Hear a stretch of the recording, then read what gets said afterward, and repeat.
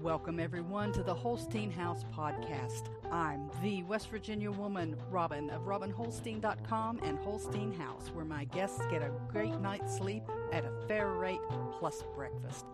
This is a podcast that looks at society and culture issues affecting families in West Virginia and the United States, from food preparation and storage, gardening, home repairs, current events, and more. We'll go around the table and back in 60 minutes or less. So let's hang out and talk a while.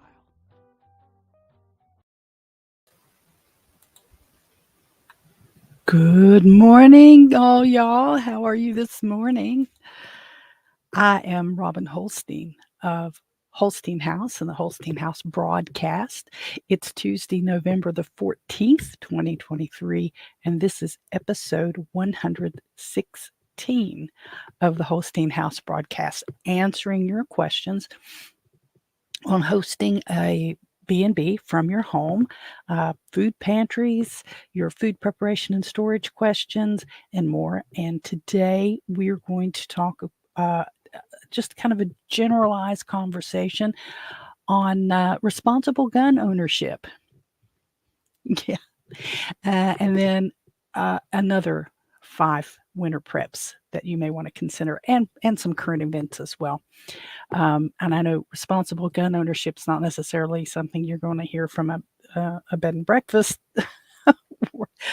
broadcast, but we're going to talk about something come up in the news kind of locally that I wanted to touch on a little bit for everybody. Those of us who may or may not carry and may or may not have weapons in our home. Weapons being a overly broad adjective. So those of you listening on the podcast, I do see your numbers. I'd love to put your names or at least your profile IDs to these numbers that I'm seeing. I love seeing them. I'd love to hear more from you. I'd love to hear the things that you think are fair, that you like to hear, something you might want to hear more about that falls into the broader category of the purpose of this broadcast. And I really would like to talk to you some more. I had a lot of folks when I used to talk a little more about Bitcoin. I don't do a lot of talking about Bitcoin right now. I'm still really seriously studying some of my options. I have a little bit in it, invested in Bitcoin. And I'm about to take another step, which I kind of been hinting at and talking about for a long time. But things have to be, it's like chickens. It's like owning chickens. You can put a lot of money up front and then not get a whole lot out. But if you put a little bit up front, get your money back out of your chickens and your eggs and things, and then invest that back in, you can do okay. So that's where I'm at with my Bitcoin stuff. So not a whole lot of topics on Bitcoin. Maybe be a little able to do that a little more through the winter when I'm not so busy with things outside. So we'll see how that goes. And just a lot of stuff going on. So if you are listening on the podcast, any of the podcast apps out there, I've got the distribution set up to as many as I possibly can. So I know I'm reaching a lot of us. Do see the reports back, the analytics back on which ones are the primary source of listening to the Holstein House broadcast using podcast apps, and Fountain.fm is the biggest by far. And I do appreciate all my people over there who listen, even if you don't hang around for the full episode. I really appreciate it. Really wish you'd say hello a little more often, but that's okay too. And then, oh darn, is it Podcaster? Now I can't remember. Shoot, I should have written it down. I looked at them a little while ago and now I can't think of it. Is the second most frequently listened to one. I'll have to dig that out and write that down for Tuesday. So I let you know for sure. But there's a couple different apps out there. I know some folks are having trouble with the Fountain app crashing. And I do that I have trouble with that from time to time when I'm listening to it. And it'll just stop where it won't load. So I think that, it's still fairly new technology for those folks over there, and we want to give them a little grace there. But if you want to comment, and if you comment and I don't get notification of it and you don't hear back from me, please just hit robinholstein.com and go over to the contact page and send me a note through the contact page, and just put in there, hey, I listened to you on Fountain FM or Podcaster, Pocket Cast. That's it, Pocket Cast, or the iPhone app, or whichever ones you're listening to me on, and I wanted to say hello and I hadn't heard a response back, and I'll do that, I promise, because I don't have all of those on my phone. Actually, I just almost threw my phone out the window today, or into the street. It's just a little iPhone SE. It's an older model. It's not an old model, but it's an older model. And it keeps telling me I don't have space to upload, because it does these steps before you upload a video. It processes it before it uploads it. And it keeps telling me there's not enough space. And I keep looking at it and trying to find what's eating up my space. And I've removed a bunch of older apps that I haven't used in a year or two, and to clear up space. And I know what it is. It's system files. And it needs a total reboot and restart. But honestly, I don't want to go through all that. I don't want to buy a new one either. But I'm going to have to do something, because I videoed some stuff yesterday that I was trying to upload to YouTube, and I can't upload it. I can't get it out of my phone. I can't get it out of there now. Not the edited one. I had it edited. I may just have to use something else to edit it. And I hate to do that. But anyway, enough of that. So right now we'll talk about around the Holstein House. This is just a little section where if there's anything exciting going on here at Holstein House BNB, I share that with everybody, and I let them know. There's not a whole lot. We've got the calendar closed out because of so many blasted things coming up.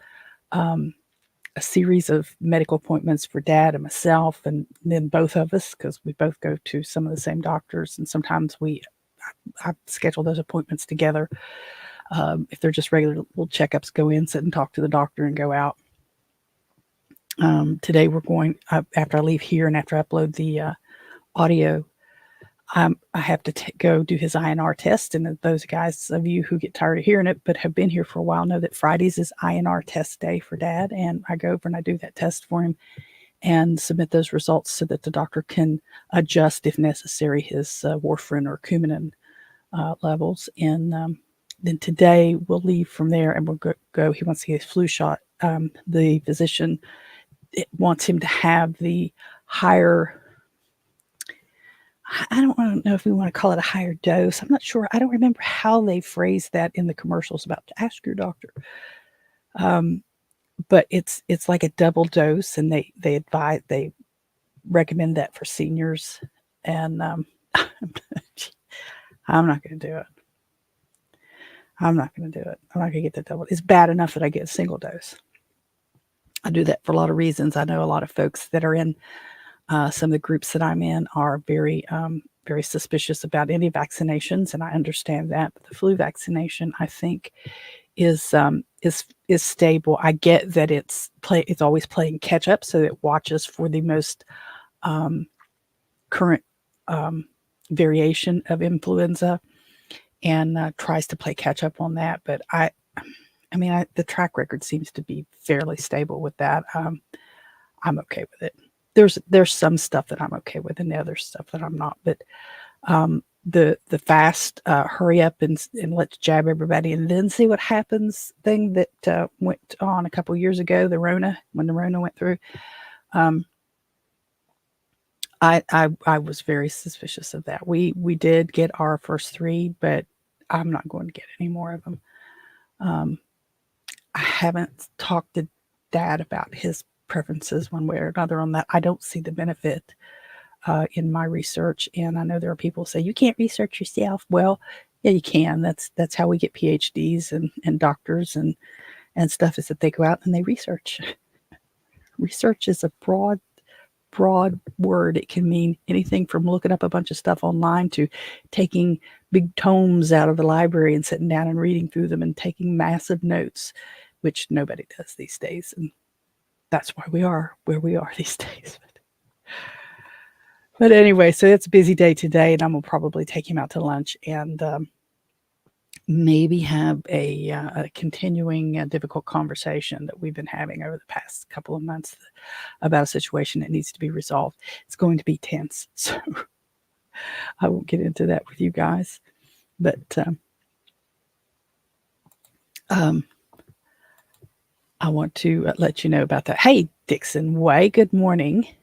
You haven't caught a live in a while, and you haven't commented on any of them that you've caught in the replay. You should do that. I'm scolding people today. I'm in that kind of a mood.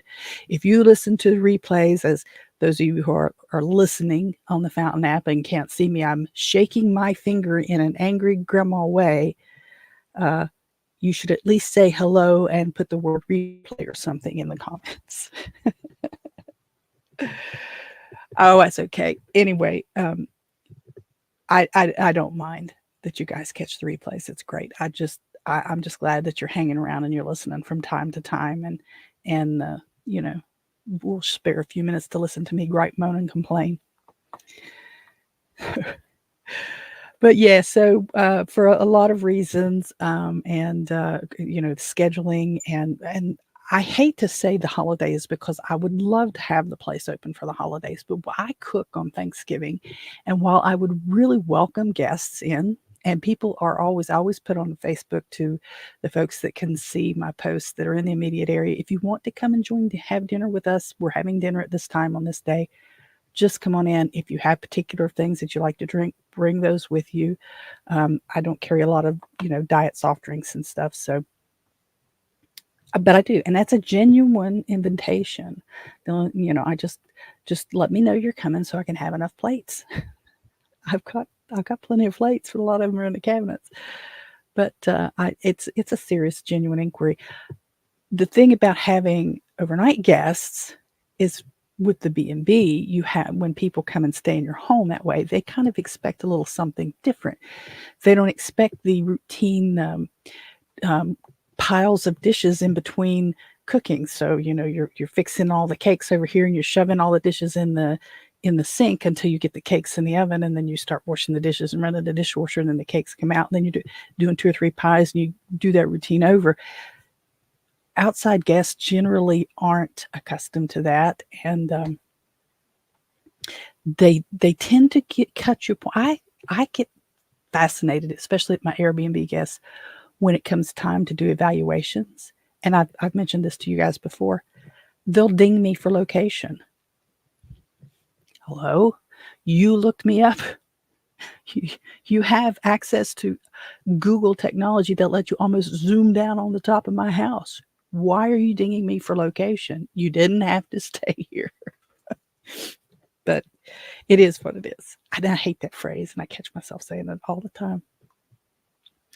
But yeah, so the holidays are hectic enough, and it would be nice to have to open up for other folks for the holidays. But it's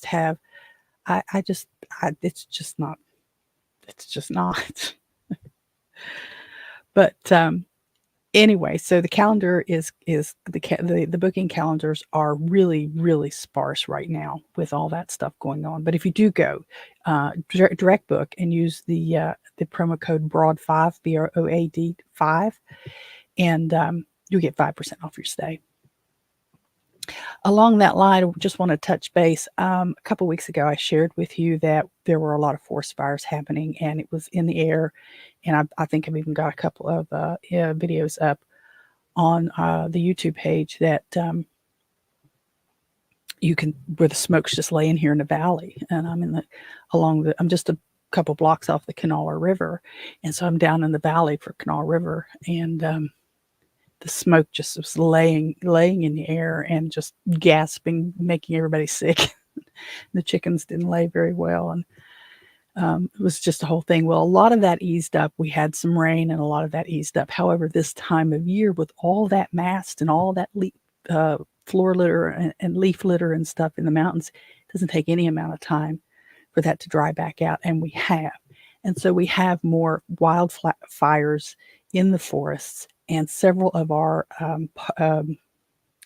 like the New River National Park and Canal State Forest and stuff. There are small wildfires. Well, in the New River National Park, there's several big wildfires out there. That's making it difficult, not just for the environment and the area and the people there, but if you're a tourist and you're trying to come in and you want to get one of the few remaining walks in before it gets too chilly to do that in the mountains. I mean, right now the mountains are brown and they're I mean, in one sense they're ugly because it's just that depressing brown that tells you that the winter's coming. They are that way, and they're full of leaves. And but the fun thing is, you walk through there and you hear little squirrels jumping around. Of course, we're about to come into gun deer season, and that's a bad time to be out there without orange on. So get your blaze orange out.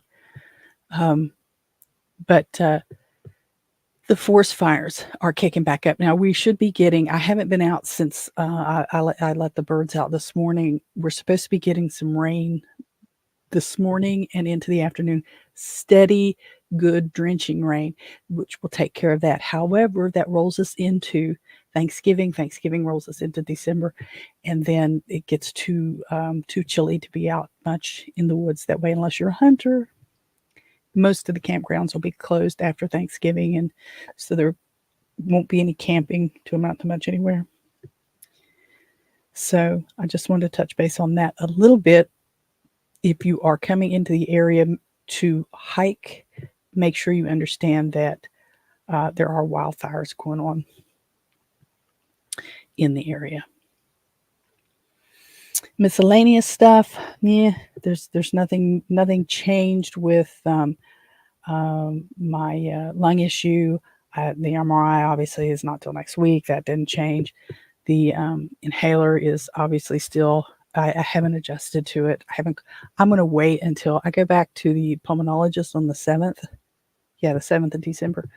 And I'm just going to ask him when I get in there about changing inhalers.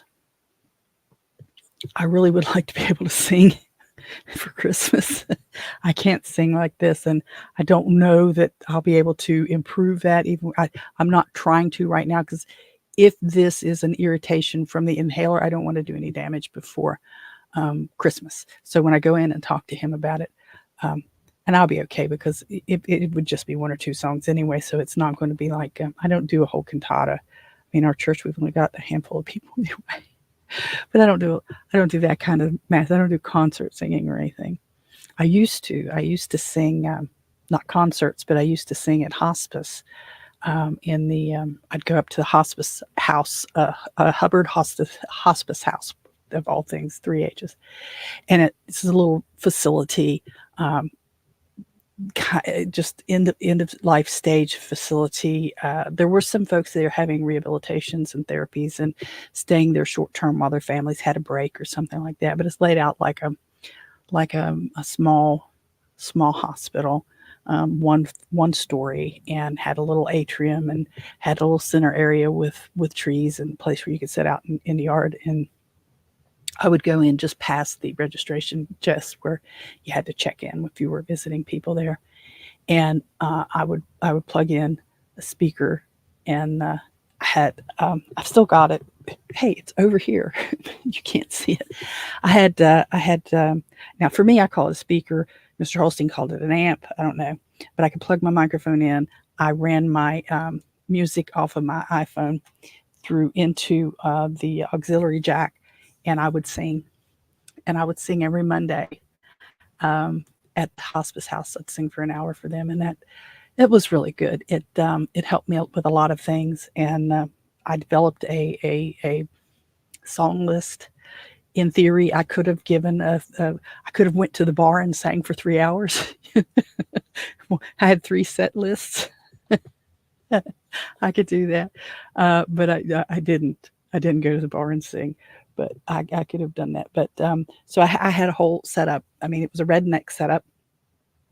It wasn't high-end equipment of any kind of like what I do here.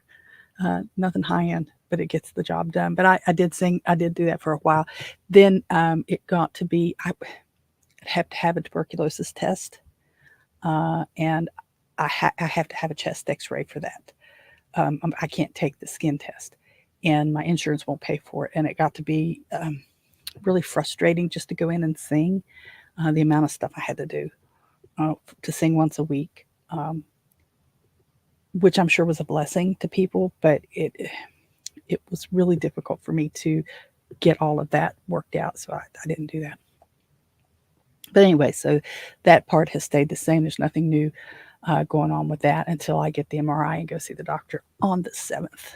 And we'll keep you posted there. I don't anticipate anything life altering. I mean, if it's COPD or if it's emphysema, obviously it's life altering, but I'm not thinking cancer or anything like that. So I think it's just going to be more of a nuisance to me because I don't have enough nuisance in my life. Oh, all right. Now, I did get the bike trainer up. Did I show you a picture of that? Let me see if I can get a picture of it real quick before too much time goes by. I don't want to I don't want to spend too much oddball time. One of the Telegram group, Telegram app, I have joined a group that is trying to take a little more responsibility for their exercise and getting healthier, getting your weight. It's not necessarily about getting weight under control. Oh, don't tell me it logged me out. This dumb thing where just gets on my nerves. And one of the things that I need to do, and with these increased new limitations that I'm dealing with here, whether if they're going to be temporary or long term, I don't know. But photos, I know I have to. The last couple times that I walked for exercise, I just really was struggling. Let's see. Okay, let me do this. And then anyway, I really struggled. It was killing me to breathe. And I share screen, share window, share that window. So I know that I need to increase my exercise. So I ordered one of these things. This is a contraption that goes on the back wheel of a bicycle, just a regular bicycle, and you put it inside, and then you can bicycle instead of buying an exercise bike. So let me see if I can. This is what it looks like. Excuse those pictures. This is what it looks like finished after I get it put together. Let me try to give that the whole screen. Come on, give me the whole screen. All right. So what you see here, I don't know if you can see my mouse pointer or not. Hopefully you can. These things go in the back wheel. So the back wheel is going to be here. And it's going to roll against this thing here, this little stainless steel piece here. And it's going to turn this little thing. And, somebody suggested I could hook that up to some kind of a power generator and charge up batteries while I'm on the bicycle, which is a thought. So it was already pretty well put together. And I did what little bit had to be done just drove me crazy. I did video taking it out of the box and setting it up, and you'll hear me fussing about, now what do I do with this? Where does this go? Where does this go? Because the instructions were such crap. It had a blowout picture with all the parts labeled, everything, and that was just almost it. And then it told you how to put it together. Well, it came assembled. You just had to drop. It took me a minute to figure out. I knew they had to come out, but it took me a minute to figure out how to loosen these out so that they set up. And the worst part was trying to put this on here. there was not the first direction about it. There's a bolt that's in here. And I mean, I was looking at it, and you'll see me in the video talking myself through, because that's what I do. Is I talk and I say, well, wait, I don't know if this goes here. Where does that go? And there's a piece. I don't have a picture of it, but there's a piece in the back here that causes this little thingy do here, tension or whatever it's called, to raise toward the wheel and to lower away from it. So you increase your tension that way. Well, there's nothing in the instructions that tell you that. Then this thing here underneath that wrench, there's absolutely no identification in the instruction manual at all as to what that thing is. Nothing. And it's got two little springs, one that goes towards each end, as best I can figure out. And then that's a little, I don't know, it's just a little knobby looking thing. This handle here says open and close. I don't know why it says that, but it does. So what I ended up having to do, I ended up looking at the pictures and stuff on the Amazon page where I ordered it. So I went back into my Amazon account, went to my orders, went to this thing on the order, went back to the some of the comments and videos and reviews and stuff. And I saw more than a couple saying the instructions weren't very good and what is this thing? But there were some videos on it on the page. And in those videos, and these were not official videos, these were customer videos, they showed them putting this thing through the back wheel and then mounting the wheel here. So in order to mount the back wheel, there's a piece you have to take off, which I haven't done yet because my bike's still in storage. I got to get it out. Then you put this through the back wheel, and it sets on in these things. So my idea of how this fit on the wheel was altogether wrong. But it went, I mean, I got it together. It's kind of heavy. It's not so heavy that I can't carry it downstairs. And then rolling the bike down the basement steps won't be a big deal. So I just got to go get the bike out of the building and then bring it in, and still got to clear out. I'm thinking I don't know if I would live stream while I'm on the bike. That would be a terrible thing for anybody to witness. But I could do that. You could watch me sweat, watch my fat self sweat, and listen to me gasp for air. Maybe I could do an OnlyFans with that. Fat chick on bicycles, fat bottom girl. There we go, fat bottom girl. I couldn't play the music though, because I'd get in trouble for copyright stuff. But get on my bike and ride. Oh, but that's where I'm at today. I put that together last night and yesterday afternoon, but that comes back around to I can't get the stupid video up off my phone to post it anywhere. So there's that. I got that done. And then other projects around the house are around here. General projects are still. I can't get ahead. I can't get ahead for anything. The doghouse I haven't done any more with. I haven't got it cleaned out at all. So see, I could put this thing in the doghouse, and I could put a little buddy propane heater in there, and I could go in there and take the chill off because there's no utilities in there. Take the chill off and with the little propane heaters and just don't have to worry about anything. But again, I have to clean it out. Ramsey house, haven't touched the Ramsey house. The basement down here, I haven't done much down here. I mean, I'm all over the place. And still, sit here and look and think, do I have time? Should I let go of one of the weekly live videos to make room for some of this other stuff? And I'm just going to leave them as they are for now. So 2 videos, it's going to stay for a little while. 2 live videos, it's going to stay for a little while. Nothing new happening out in the garden. I am still having occasional, I do think it's a raccoon that's trying to get to my chickens. I did have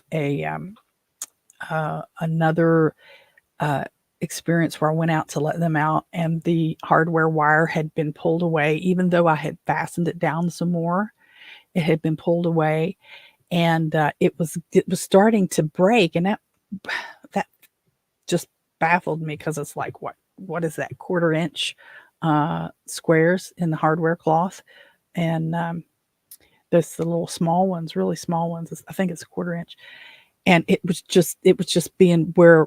And I swear, I think it has to be a raccoon, because they would grab hold. They have the thumbs and all that stuff. Would one tear it? I don't know. As somebody walked up to a human being, wouldn't have to tear it loose to get in there.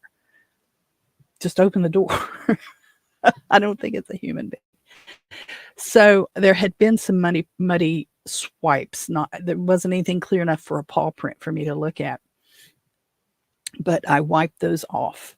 And so if anything else crops up there, I'll see it. But I had to put another layer of the hardware cloth on there and fasten that down, because whatever it is trying to get in there. And I don't know of a quick fix for that on my end, just because of the nature of the quick fix is to make sure there's no way for that little varmint to climb up there.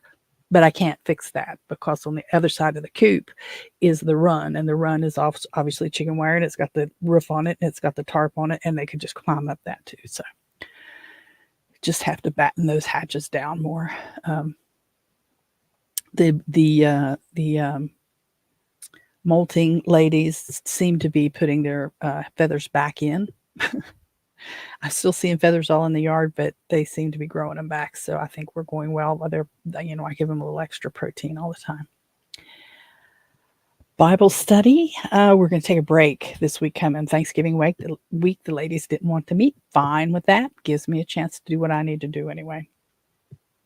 We've been doing really well. So what we're going to do is double up the next two, after next week, the next 2 Wednesdays, we're going to double up, and we'll have the book of the Revelation over with. And that has been a really good study. And for me, I can't speak for all the ladies, but for me, it's taking some of the panic of this, the end is near, out. I mean, I've said that before. I know where I'll be, if my life ended right this minute, I know where I'm going to wake up. I don't have any doubt about that. So I'm calm and comfortable and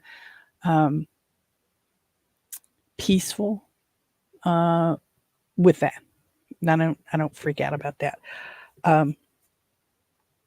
And reading the book of Revelation and seeing how things lay out, and studying a couple of different scholars, one of them presenting the videos that we're watching, and the one that they're reading from, and out of my study Bible and stuff. There's a lot to come yet. It could happen really quick, because the scholars have theorized that the tribulation, as it's been called, is a 7-year period of time. Maybe it starts today, but I kind of don't think so. And even if it does, again, I'm okay. I hope you're okay. And if you're not okay, let me know. I'll tell you how you can be. Hit me up, as the cool kids say. Our lunch and learn, we had our turkey talk on Wednesday, and I was kind of, I hate to say bored, because I don't really mean it in the way that it sounds. Yes, I was bored. I was bored because I've been carving and cutting up chickens and turkeys for 40 years, and I'm okay with it. He didn't really show me anything, but it was a good presentation, and some of the attendees, we had a good turnout. Some of the attendees did learn some stuff, and a lot of questions were answered, and there was a lot of information shared that I felt was good. Your poultry has to be internal temperature at 165 degrees, and where's the best place to use your meat thermometer on your poultry, and all these things. I think that was really good to get that information out there. Some good handouts that were provided. And so overall, it was good. It's just that I particularly myself didn't, but that's okay. It's not about me, because I'm trying to help the community. It's a larger effort. And I think based on some of the questions, it did help. It did help some folks. And yes, everyone who attended was given a frozen turkey. And some of those turkeys were huge. I wasn't going to accept one. That my original plan was not to accept one because we have some in the freezer. And I wanted to make sure that everyone who was there ended up with what they needed. They overbought, as they do, to make sure that anybody who comes in without registering, even though it's highly discouraged, you always plan for that, that they, they had enough. And so they said, do you want a small turkey or do you want a large turkey? I said, I don't care, because if you give me a small turkey, I can manage it. And if you give me a large turkey, I can manage it. So I've got like a 20-pound bird thawing in my refrigerator right now. And it's going to take all week for it to thaw all the way through. One of the things, pet peeves. I have a lot of pet peeves. I really do. A lot of pets. Like I have a whole zoo of pet peeves. But one of them is when people say, unthaw. You want to unthaw this? You want to unthaw that? Unthaw. Thaw means to create something that's not frozen anymore, to allow it to come to a room temperature, to thaw. Un is an opposite. So if you're unthawing, you're freezing. And so that was grating on me all evening. All evening, bless his heart, he said unthaw. So I did not correct him. Because it would be rude. And I try to let that stuff go. Oh, but now this I was really kind of teed about. I didn't bring it up either because time took care of it, because as more people came in, it took care of it. But this lady came in. She doesn't know who I am. And she comes in and she says, is this the turkey talk thing with West Virginia State University? And I said, yeah. She said, where's John? I said, he's not here yet. I'm not sure what time he's getting here. I haven't heard from him in a couple of days. And she started over to the kitchen and said, I wonder if he needs anything. Like she was going to go into the church kitchen and start getting stuff. And I said, I'm sorry, excuse me, who are you? And she says, oh, and she gave me her name. And it was just a participant, which is fine. She goes to a lot of the State University Extension Office programs, which is fine. I didn't have any problem with any of that. My issue was she started towards the kitchen like she was going to start digging through stuff.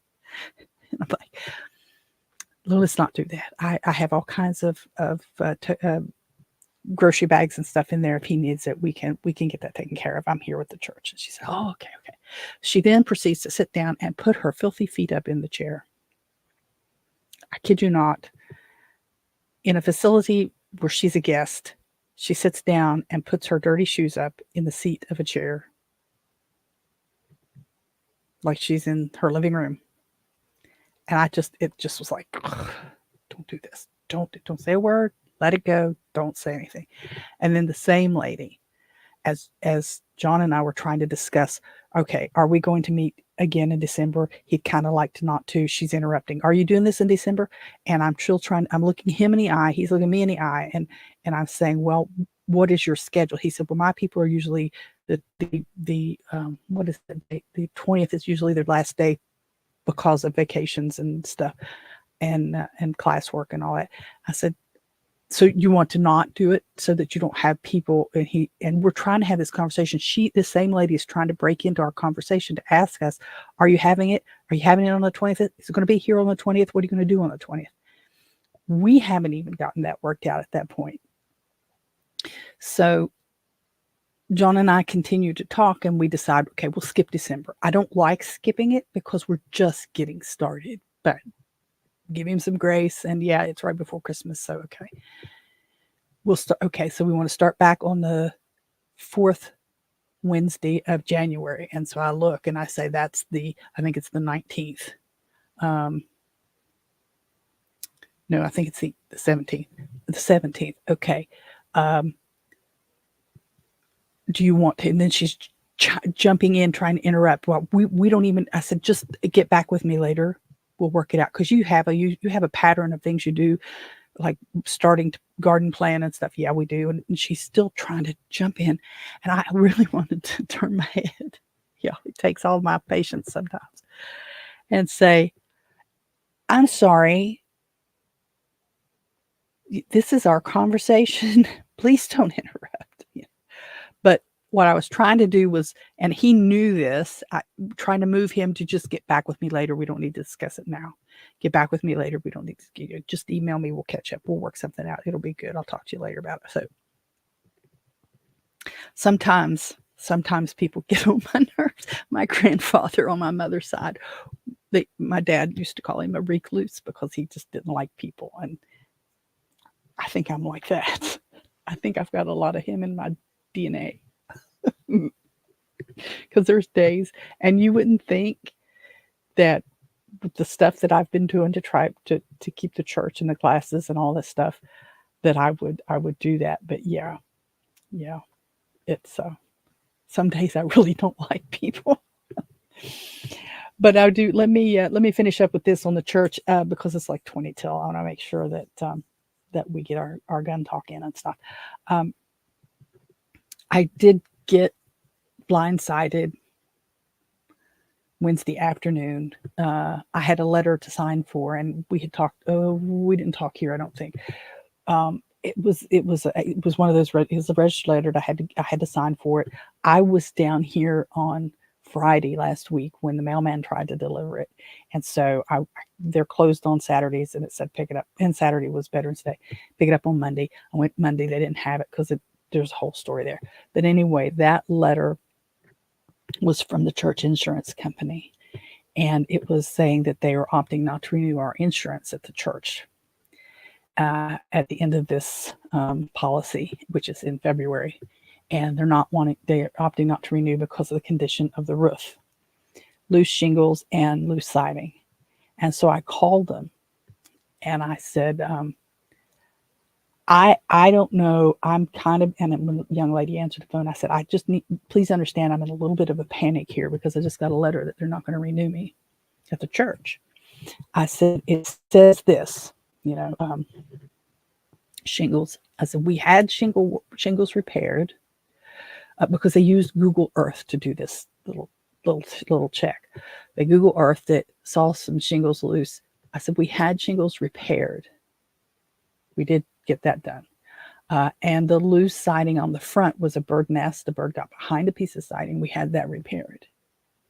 I don't know how often Google Earth goes over, but that stuff's been repaired. Now, if we have to have a whole new roof, if I get a new roof put on, do you understand what that means?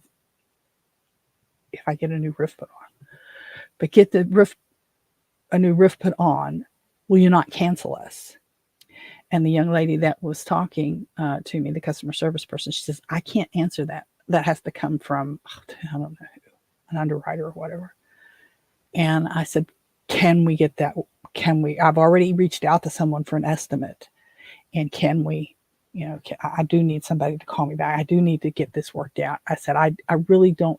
So the guy that was in charge of all of this left the church. And this got plopped in my lap. I had no idea that you were going to cancel us because of the roof. And I had no idea the roof was in any kind of weird condition or anything. And as soon as I knew about the siding, we got someone to fix that. And we got the bird nest out of there and got that fixed.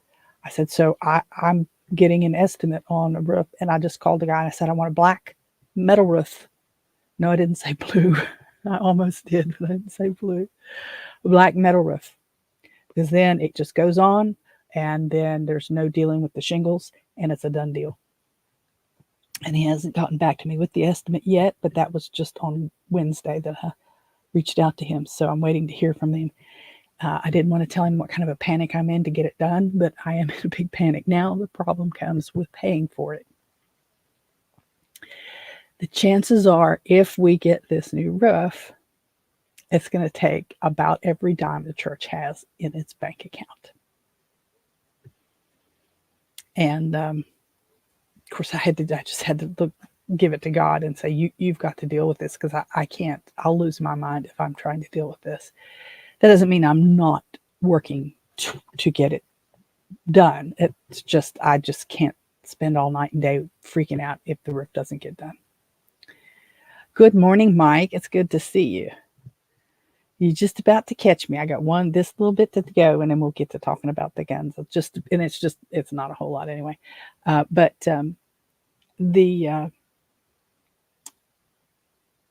trying to at this point, I'm trying to think of ways to raise money for the church for the roof.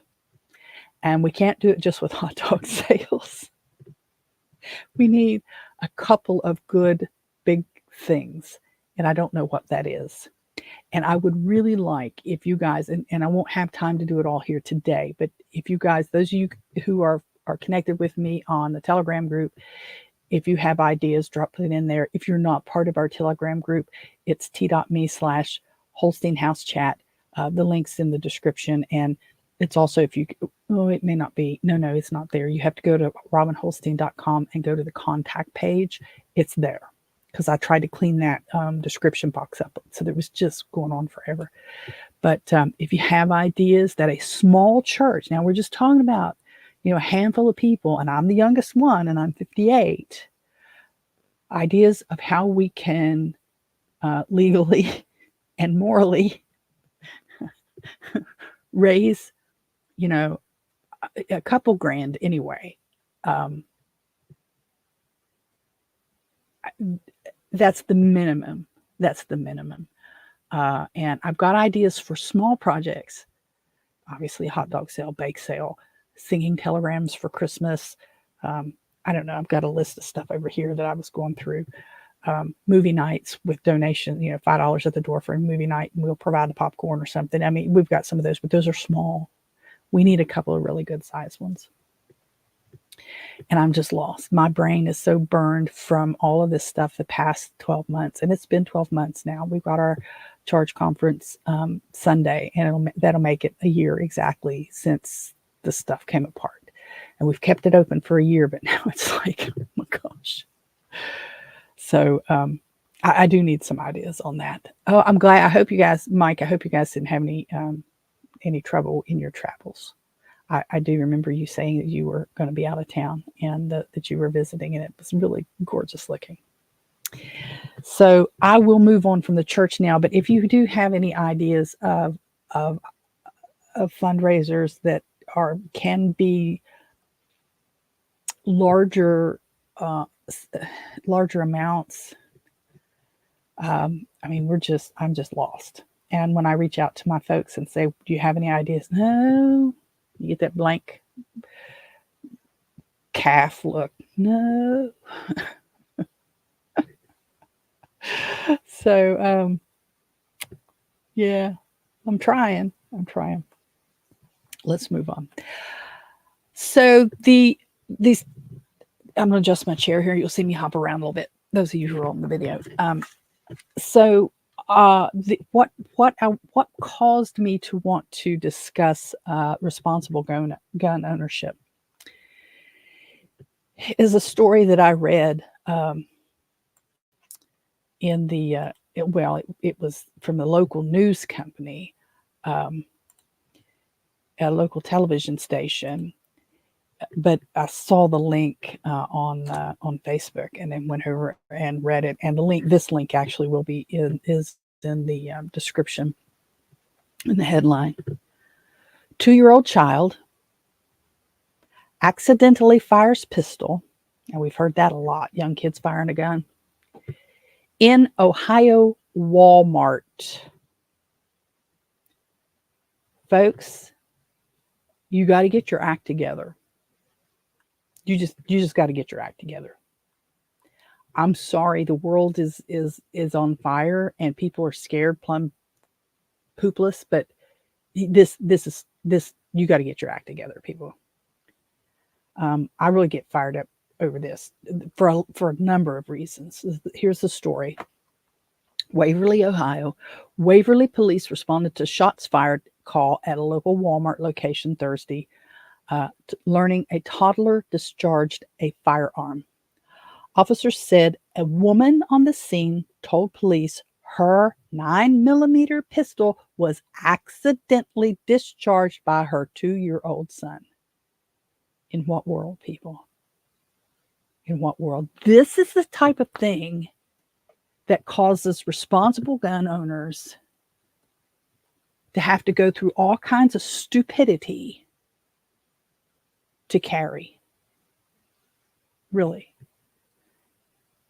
The woman claims the child accessed the firearm in her purse, so it wasn't on her person. And a round was fired, striking the ceiling of the store, causing a minor injury to the child's forehead due to contact with the magazine, according to a news release from the Waverly Police Department. The news release said the woman has been charged with child endangerment while the toddler was released to the care of a guardian. Okay, that's the end of the story. The written story. This is not responsible gun ownership. This is not responsible gun care, and this is not responsible child care, people.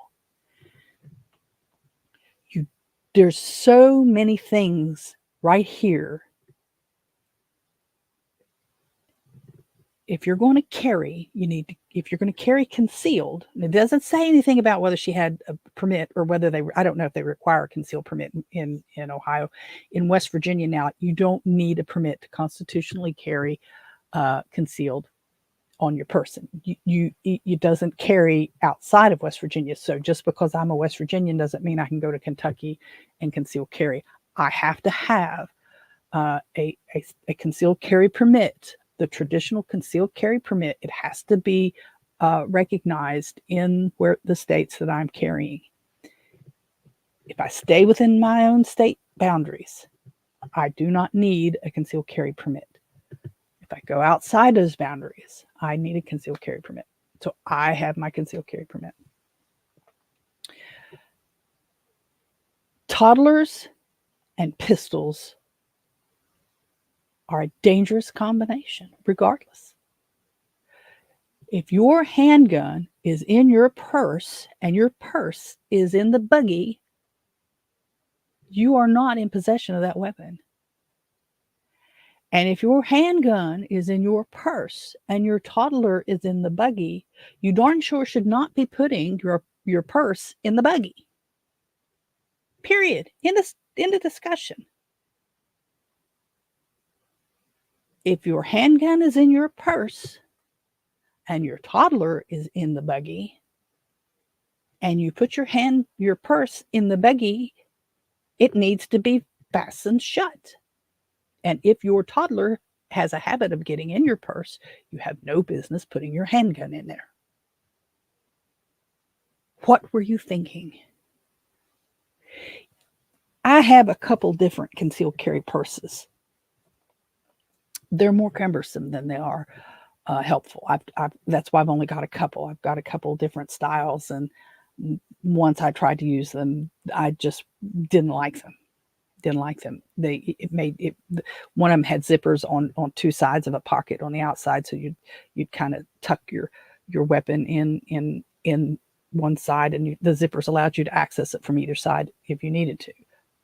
But the zippers would work down, and then you've got your both sides kind of open. So I didn't like that.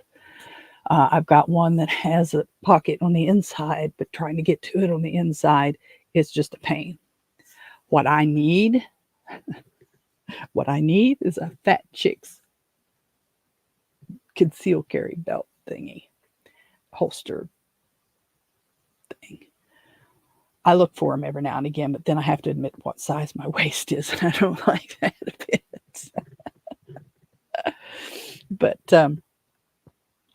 so I mean, you just there, and now because this person, did it say how old the woman was?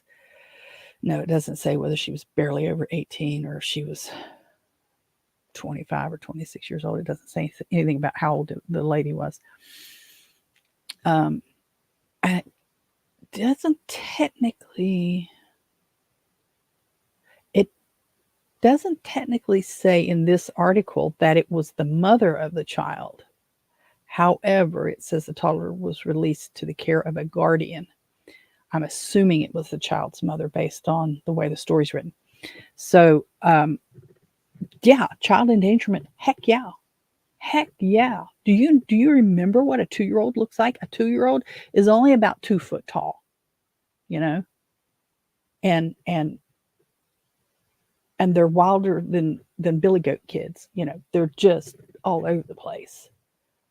You just don't. Even the calmest 2-year-old is a mile a minute whirlwind of trouble, because that's the nature of a 2-year-old. That's why they're called the terrible twos. I'm very flummoxed about this story. It's very irritating to me that this would happen. Now, this woman, the child is not with its mother. It doesn't say who the guardian was. None of my business technically, but the child can't be with the mom. The mom's going to have to go to court. The courts are probably going to separate them. I mean, we're not allowed to. If she'd bring the kid across the border down there, they would never separate her. But she's probably going to be separated from this child for a while. Maybe even put in. I mean, who knows? She's not going to be allowed to have weapons. Probably she's going to probably lose her right to have a weapon. I mean, it's just crazy. I just it really burns me. You have to take firearms seriously. These are not cap guns. These are not starter guns with blanks. These are real life, going to kill you kind of stuff. You don't play around with it, people. You don't play around with it. And you can mama bear me all you want to, but a story like this woman was no mama bear. She wasn't taking care of this kiddo. Was it a mistake? You bet your sweet Bippy it was a mistake. And she's going to pay for that mistake. And I'm not going to sugarcoat it. This is a bad deal. And it's not just a bad deal for her. It is a bad deal for a lot of us, because now the anti-gun freaks are going to use this story to browbeat in new legislation. You see, this is why we shouldn't let people conceal carry. You're going to have to increase. You're going to have to force people to go to handgun training, which you should anyway. And I think we had to for our concealed carry permit. But this is why we shouldn't have constitutional carry. This is what's coming, people. It's understandable to be scared. It is. But use your nut. Use your nut. Just because you're scared, you can't go doing stuff like this. So I'm going to get off that for now. I think most of you guys who might be staying here and have been here long enough to hear this piece understand that this is bad. This is bad news. This story is. So I'm going to close it up, you guys. For those of you who may be hanging around trying to listen for the 5 more things to prep. None of these are really exciting, and I'm gonna have to do a wrap up, but it won't be all of them. And I ask for you, send in your comments on what in the 5 things to prep that we've been doing over the last several weeks on Fridays. What do you prep? Because not everybody lives where I live, obviously, and I know Mike down there lives in a whole different climate than I do. So one of the things he doesn't need are tire chains. CHAINS, tire chains. Tire chains aren't as popular nowadays as they used to be before these all-season radial tires came out. You used to change your tires when it started getting really cold weather, because you had a different type of, I'm going to say rubber. I mean, I don't know what they're made out of nowadays, but rubber tire that had different chemical makeup, that it was softer in the summer, and in the winter, then you put tires on that could handle the cold and the snow of the winter. And some of them had those little rubber thingies that stick out to give you a little more traction in the winter. I forget what they're called, but And then people put chains on, people who had a lot of snow. I know my dad used to have, he had a 1-ton truck, and it was a dually. I don't remember if it was a Ford or not. I want to say Dad was a Ford guy for a long time. I want to say it was a Ford 1-ton dually, and he put chains on it. He had a welding. It was his welding truck. He had a big Lincoln arc welder in the back, and he traveled all around, and he had his tanks of oxygen and acetylene and stuff in the back. And these, I remember his gas. What are they called? Hoses and the brass and all that stuff. I remember that just like it was yesterday. But yeah, he had chains for that truck. Winter grade windshield fluid. Now this is something that you don't have to have, but if you can get a hold of this is some good stuff, because it's designed to remove ice, and it doesn't clog up, and it won't freeze up in your windshield system, and do damage there. And you can use it. It will help clear the ice and stuff off your windshields. So that's something to look for. It is a little costly, but if if you're not using it as much, it is very worth it. It is very worth it. I don't have this on there, but they do make covers. I mean, I guess you could use a tarpaulin, or I know people use trash bags to lay over their windshield so that if it does snow, it's not covered. That's something you could do there. I should have thought about that one. That one should have been my number 5. A family emergency plan, a written family emergency plan that you can go through and check off. If you're stranded, if there is a fire, if it floods, how are we going to handle those as a family? If the kids are at school and there's a flood and mom can't get back to the house, what are the kids going to do? Where are they going to go? Do they have an emergency spot to go? If the house catches on fire, how are we going to exit the house, and where are we going to meet? We have these stupid fire drills. We used to have them in school all the time. And I say stupid, just they're not really stupid. You need to do them. But, and we had them at work and stuff. And there was always, okay, this office is going to meet under this tree, and this office is going to meet over here by this building, and this office is going to meet by that fire hydrant, so that they could head count and make sure where everybody is. If you have a fire in the house and you have like you've got maybe a two-story house, or your house is long enough so you've got bedrooms on either side, and say the fire starts in the kitchen and you can't get to this end, everybody knows how to get out the windows or get out the doors and get out and meet somewhere. A family emergency plan like that. Or if in the stuff hits the fan scenario and everybody's trying to get back, do you go meet at Uncle so-and-so's house? Instead of going home, you meet there. I mean, there's all kinds of different emergency plans. Maybe we'll do a series on that. Different emergency plans. Winterize outdoor faucets. Did you know, and I did not know this until Mr. Holstein told me about it, they make anti-frost, I think it's called anti-frost spigots that you can put on your outdoor faucets. And we have them on both of ours. We have one, a faucet out front, and we have a faucet out back. And they just look like a regular faucet, except they've got this weird little cap thing just past the on and off knob. And so it's not a whole lot of room. So it's just there, and it's not very big, maybe about the size of a nickel.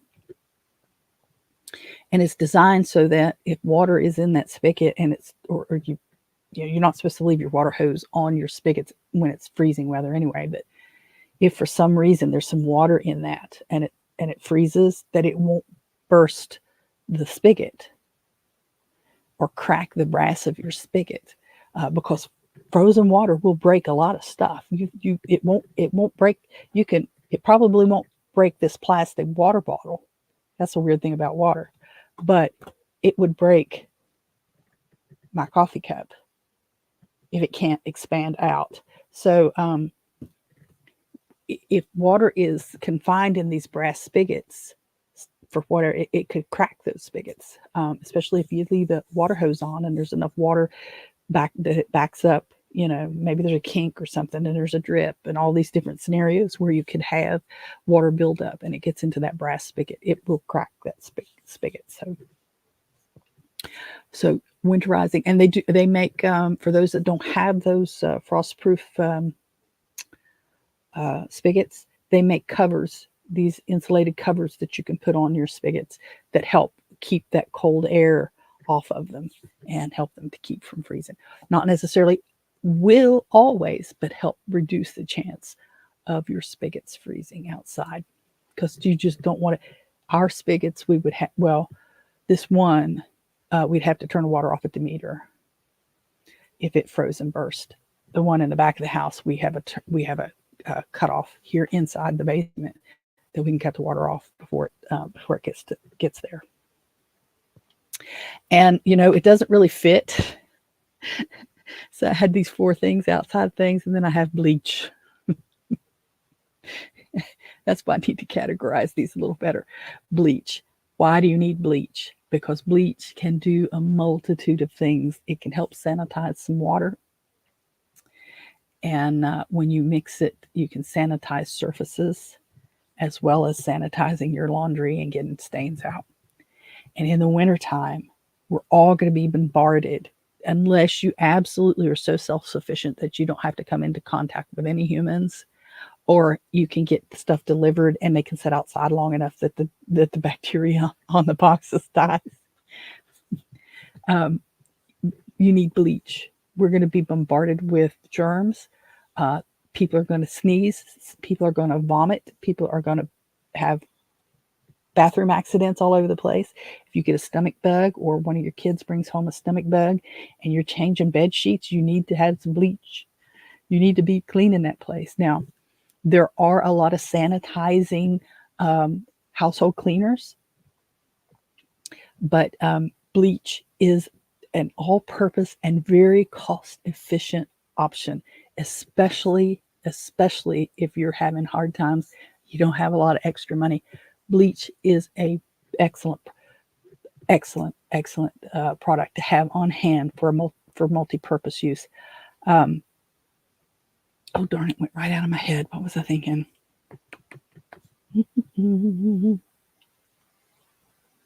Oh, I know what it was.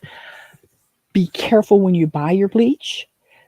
Read your labels. I've got a really quick, really short on the YouTube channel from this, maybe been this time last year, might have been a little later, may have been in January. Just comparing a couple of generic bottle of bleach labels, same company and everything. One had 0 mention of killing bacteria. It was designed as a splashless, splashless, not splashless, but splashless, thick type of bleach, and it would lift stains and whiten. But there was no mention on the label that it would kill germs. Honestly, I get it. I know why people want that kind of bleach that doesn't splash, because you pour it and it goes all over the place. I don't waste my time on it. I buy straight up bleach. I don't buy expensive bleach. I buy the most cost-efficient bleach that they have on the shelf. And I try to keep several little bottles of it. It has gone up in price. I try to just pick up a little quart of bleach, or a half a gallon every couple of shopping trips. I don't use a lot of it, but it's getting to be the season where I'm going to be increasing the use of it. There's nothing like bleach for sanitation. So you want to make sure you've done that. So I'm going to start winding down now. I've gone over my hour, about almost 10 minutes now. I got to get over to Dad's and get him taken care of. He'll be calling me here in a minute if I don't. But I got to let the animals out. Betty's sitting over there stretching now, and she's wanting to go out. And I need to let them out before I take Dad up the road. So if you've gotten this far, I really, really, really appreciate it. If you stayed with me, please say hello in the comments somewhere if you're checking the replay on this. And if you're catching the podcast, please say hello. And if you don't hear from me, I may not have your version, your particular type of podcast application. Drop me a note. Go to robinholstein.com. Go over to the contact page. Not only will you be able to leave me a message there, but you'll see all of the different social media sites and ways to reach out to me. I'd love to hear your comments. I'd love to hear your suggestions. I'm going to be burnt out here pretty soon. I need some good ideas. So I am going to be trying to develop some online workshops based on the workshops that I've done for the church over the past several months. It's going to be slow going there because of everything. It just, I needed something else to do. But we'll be doing that. So keep an eye out, keep an ear open to hear me talk about that more. There will be a fee, even maybe just a small minor fee for these, because I'll be putting together as a sales product. And probably develop a small handout, a small booklet of some sort as a download for your participation in those. Still got a lot of things to think through there. Working on some flows and stuff. So we'll get that taken care of. I'll keep you updated on that. If I don't talk to you again, if you don't hear from me, if you don't pick up on the podcasts and the broadcasts, I hope you have a great Thanksgiving. I know that's not until next week, and technically we'll have a live on Tuesday, but if I don't see you then, I hope you have a great Thanksgiving. Get that turkey out of the freezer if you've got one. If you're going to get one, get it now. It's about 98 cents a pound in some places, so it's a good buy. Even if you just don't want to cook all of it, cut it up. Maybe I'll do. I have to think about that. almost committed myself to something I probably can't do, but I have to think about it. Anyways, so that's all for me. Now, guys, check out the description for contact information, and I will see you guys. Make it a great weekend and a great holiday coming up, and we will talk to you again on Tuesday, if not before, but surely by Tuesday. Bye-bye. So there you have it. Post your comments, do all that boosting, liking, sharing, thumbs up, and stuff that helps spread the word and poke the algorithms. Follow me on most of the big social media platforms and look for my name, Robin Holstein, or Holstein House. Till next time, bye-bye.